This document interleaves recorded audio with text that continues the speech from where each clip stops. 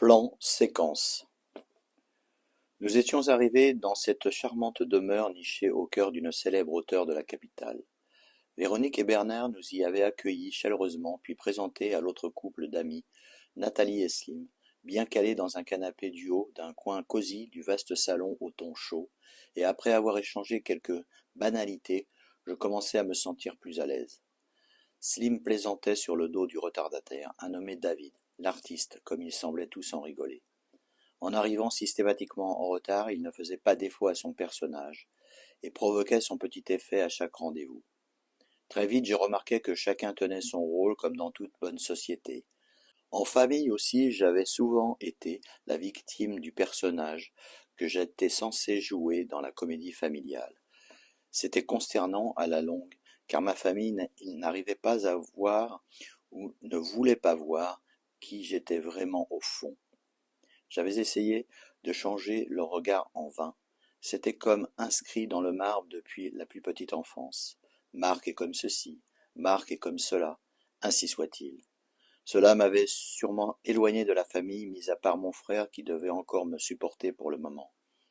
J'avais eu 1000 fois envie de renverser la table des déjeuners familiaux, et je constatais avec regret qu'entre amis, une même posture, un même rôle caractérisait chacun. La belle Nathalie, qui s'impatientait, dit « Bon, moi je commence, j'ai faim et j'ai soif. » Elle prit un canapé d'une main et leva sa coupe de l'autre main. Et tout le monde trinqua gaiement.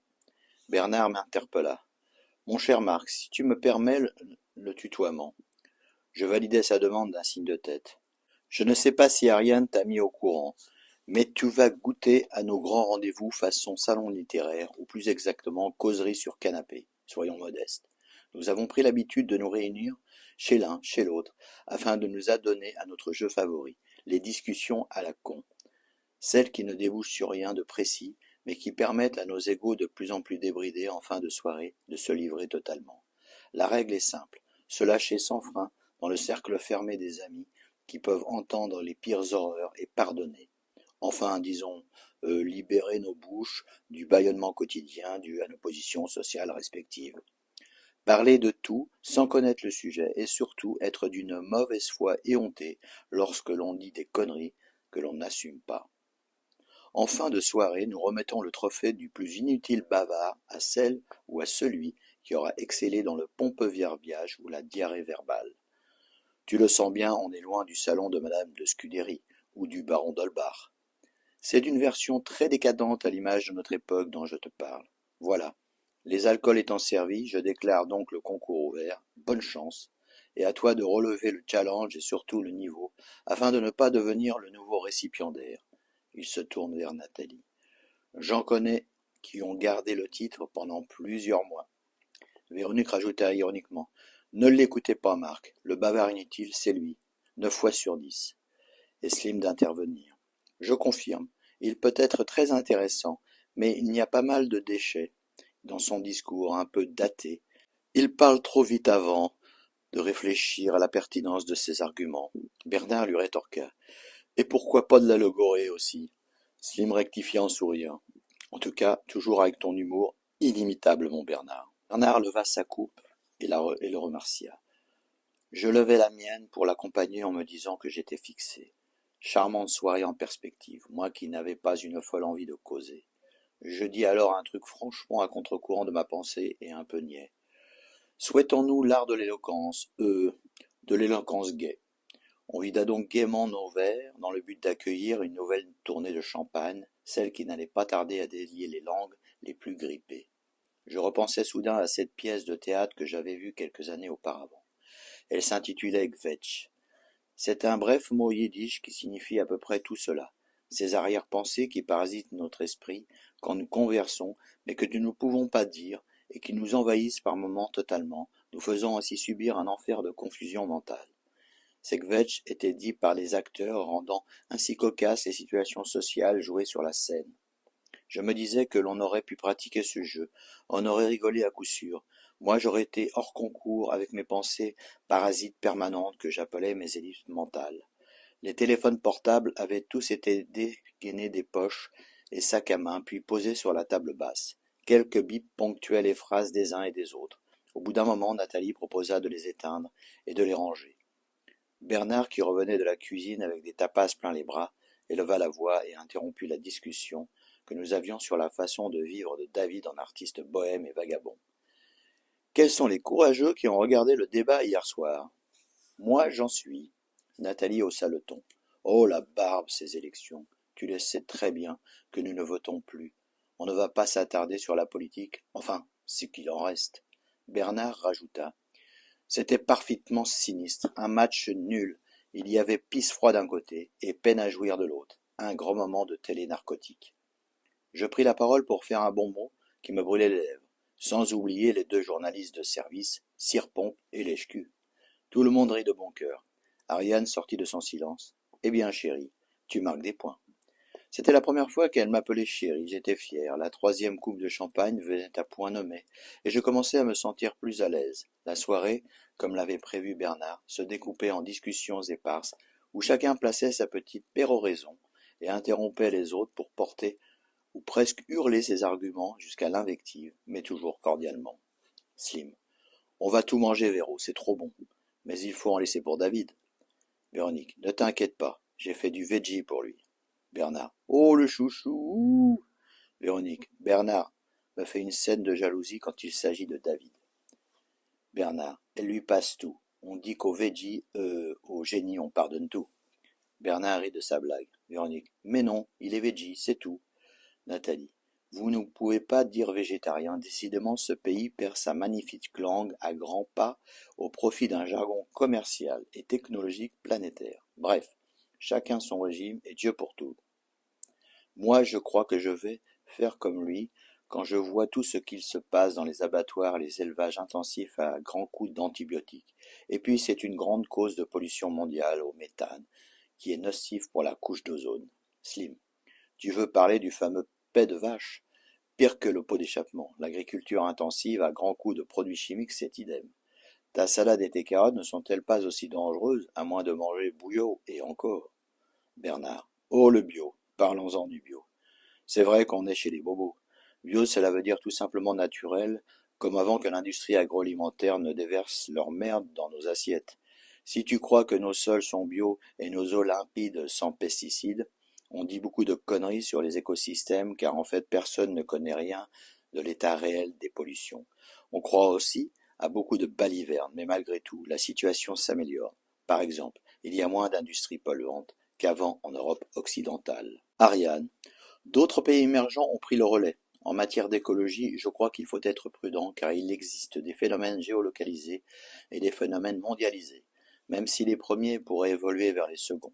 En second, et même si j'en oublie tout le monde est à peu près d'accord pour constater le réchauffement climatique, la fonte des glaciers, les ravages hydrauliques, le trou de la couche d'ozone qui révèle un soleil meurtrier, les pics de pollution au dioxyde de carbone qui étouffent les villes et qui voyagent au-dessus des campagnes et s'installent durablement au-dessus de nos forêts. Ou bien encore, la baisse générale des ressources naturelles comme par exemple la pêche en mer. Pour le reste, cela mérite des études plus approfondies et plus localisées, comme celles réalisées sur l'effet des pesticides, sur la sexualité des alligators en Floride, ou bien les polluants chimiques de type PCB si présents dans notre quotidien qui fragilisent notre système immunitaire. Les nouveaux continents de déchets plastiques seront-ils inassimilables pour la flore sous-marine et la faune pélagique des océans? Il est trop tôt pour le dire. À ce jour, nous manquons de recul sur certaines pollutions pour conclure à une catastrophe généralisée. Pour la pollution nucléaire, c'est irréversible ou presque. Quid de la pollution de l'espace? Les scientifiques ont qualifié d'anthropocène l'ère de la domination de l'homme sur la planète et la nature. Sa trace est d'ores et déjà attestée dans les calottes glaciaires. Nous ne reviendrons plus en arrière. Nous croyons maîtriser notre destin, mais n'oublions pas que de nombreuses espèces avant l'avènement de l'homme ont disparu dans les extinctions qui ont ponctué l'histoire de la planète. Il serait donc très inquiétant de ne pas prendre toutes les mesures drastiques de prophylaxie écologique afin d'éviter de mettre en péril la survie de nos descendants. La planète n'atteindra pas nos coupables tergiversations politiques. Il est trop tard pour s'alarmer, mais encore tout juste temps d'agir. Il faut relativiser notre responsabilité humaine. Durant les temps géologiques, il y eut tant de bouleversements climatiques, ères glaciaires et interglaciaires, qui sont bien connus des scientifiques. Nous pouvons les expliquer par différents facteurs, notamment les perturbations du rayonnement solaire, les nombreux paramètres astronomiques changeant au cours des âges de la Terre, ou bien encore de terrifiantes explosions volcaniques. Si l'on se plonge dans un passé plus récent, certaines sources historiques nous parlent de changements climatiques sur des périodes relativement courtes à l'échelle des temps géologiques. On parle de production de fraises à Noël durant une courte période du Moyen Âge, ou d'un petit âge glaciaire du XIVe au XVIIe siècle en Europe. Voilà. Pour finir sur un mot d'esprit un peu douteux, je vous l'accorde. Si nous ne prenons pas les mesures qu'il convient, je dirais que la sanction se fera dans les urnes, mais ces urnes-là auront plus une connotation funéraire. Ariane avait scié tout le monde comme d'habitude. On l'écoutait toujours avec attention. Sa finesse synthétique faisait toujours merveille. Ses capacités l'avaient propulsé au sommet dans son univers professionnel, au-delà de ses diplômes et de ses compétences. Un pur produit des grandes écoles de ce pays. Capable aussi bien de produire des esprits bien faits, grands serviteurs de l'État au service du bien public, que des technocrates vaniteux et opportunistes tels ceux qui avaient plongé ce pays depuis 3 décennies dans un chaos politique, économique et social. Il aurait fallu fermer les plus nocives d'entre elles, celles qui permettaient à ses élèves de lier des relations professionnelles et personnelles de retour d'ascenseur durant toute une vie. C'était la même sorte de fraternisation morbide que celle qui liait les membres de sociétés secrètes et occultes, notoirement connues dans les universités anglo-saxonnes. J'étais ébahi car je pensais la même chose qu'Ariane, mais j'aurais été incapable de l'énoncer aussi clairement à mon auditoire. Moi, je n'étais pas formaté par l'éducation façon thèse, antithèse, synthèse. Je rejetais l'esprit concurrentiel de la course aux notes qui permettait de préparer de jeunes cerveaux à mieux jouer des coudes pour éliminer le concurrent plus tard dans la vie professionnelle. Je pensais à d'autres formes d'éducation plus basées sur l'observation et l'assimilation que sur la théorisation et la concurrence. J'avais évolué à mon rythme un peu lent d'autodidacte. J'aimais aller en profondeur, dans la compréhension. Par moments, ma démarche ressemblait à une descente dans un puits vertigineux et sans fond, afin d'y trouver la source de la connaissance. C'était à la fois follement excitant et très dangereux pour mon esprit jamais désaltéré et toujours en souffrance. Comme Adam, j'avais mangé le fruit de la connaissance et je commençais à avoir des angoisses existentielles.